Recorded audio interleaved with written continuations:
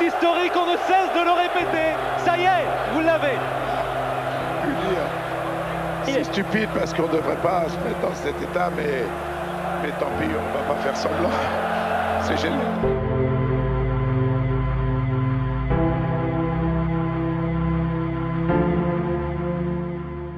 Et bienvenue dans la quotidienne les amis, le boss s'en est allé. Bernard Tapie est décédé hier à l'âge de 78 ans, lui qui se battait contre la maladie depuis plusieurs années.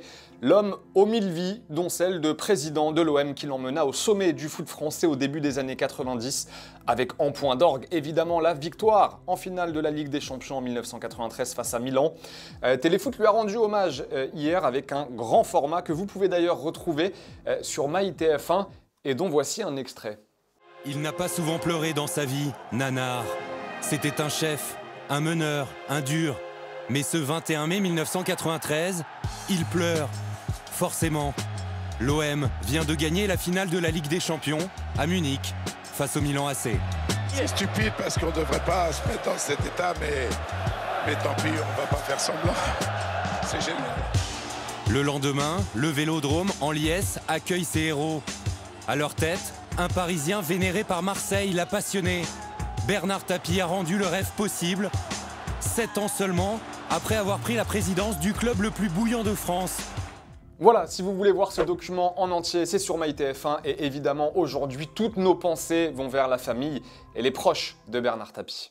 Allez, le foot, le ballon, la Ligue 1, hier avec un derby. Et quel match! Quel match entre la SSE et l'OL. Et quelle main d'Anthony Lopez en dehors de sa surface de réparation qui a laissé son équipe à 10 alors que l'OL menait 1-0. Quelle main aussi de Jason Denayer qui a offert un penalty à Saint-Etienne dans le temps additionnel. Penalty transformé par Kazri. Après la rencontre, Jérôme Boateng, le défenseur de l'OL, a déclaré que l'arbitre avait perdu le contrôle du match et qu'il devait prendre des meilleures décisions. J'ai regardé le match, toi aussi. Ouais. Bizarre. Alors moi j'aimerais bien savoir pourquoi. Et Peter Bosz, son coach à Jérôme Boateng, en conf d'après-match, bah lui, rien à dire concernant l'arbitrage. J'ai vu maintenant en France il y a un VAR, heureusement. Ils ont toutes les images, donc moi je n'ai pas vu, mais je crois si eux disent c'est main. Et un carton rouge pour Anto, ça c'est la vérité. Donc, Et première défaite de la saison en attendant hier pour le Paris Saint-Germain, battu 2-0 sur la pelouse de Rennes. Il en pense quoi Bruno Genesio? Oui, c'est un exploit, on peut parler d'exploit, même si on croyait qu'on était capable de le faire. Bon ça va, il n'a pas non plus battu le Barça de Luc de Jong. Bon, sinon monsieur Genesio, c'est quoi la recette pour battre le PSG? D'abord de l'envie, de la solidarité. Ok, quoi d'autre?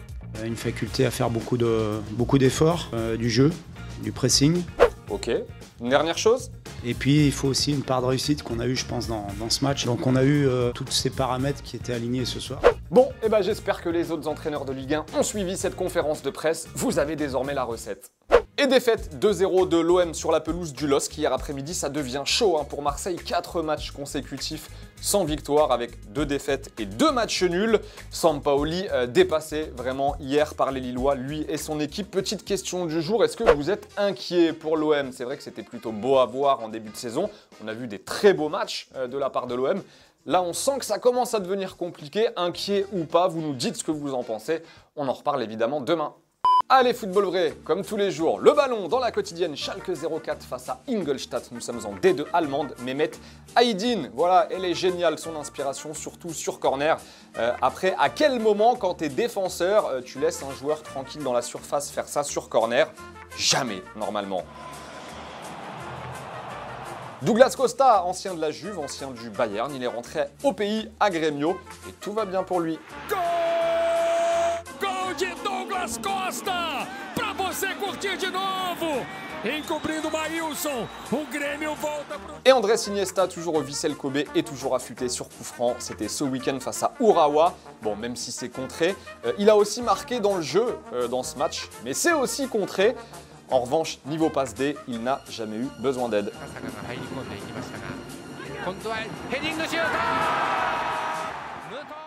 Et quel match aussi hier en Première Ligue entre Manchester City et Liverpool, match incroyable, match nul de partout. Donc Mané Salah pour Liverpool, Foden et De Bruyne pour City, du très grand spectacle. C'est pas Pep Guardiola qui va me contredire.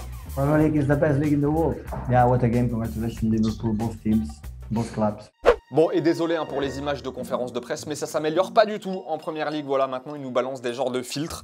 Voilà, on s'embête plus à nous filer des images propres, rien à faire. Et en Liga, le Real a perdu, le Barça a perdu, face à l'Atlético d'ailleurs. Au Portugal, Benfica a perdu, en Allemagne, le Bayern a perdu. Tu sais quand est-ce que c'était la dernière fois que toutes ces équipes ont perdu en même temps? Il y a 1 an. Je sais pas. Sinon, je t'aurais pas demandé, mon gars. Ça doit sûrement dater. Et en Russie, le Zénith Saint-Pétersbourg aussi. Il a perdu. Allez les amis, en attendant, c'est la fin de la quotidienne et on va se quitter avec Bernard Tapie, le visionnaire. Cette fois-ci, nous sommes en 1989 et le président de l'OM dévoile le salaire qu'il a proposé à Maradona pour tenter de le convaincre de rejoindre l'OM. C'est beaucoup d'argent, vous allez le voir, mais déjà, c'est en francs.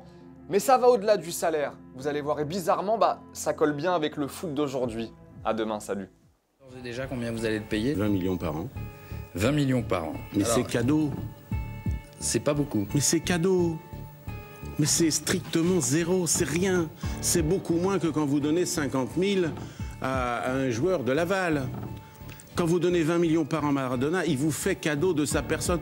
Est-ce que vous savez que le seul personnage vivant connu de toutes les couches de la société du monde entier, dans tous les pays du monde entier, c'est Maradona? Vous n'avez pas l'air de vous rendre compte ce que c'est.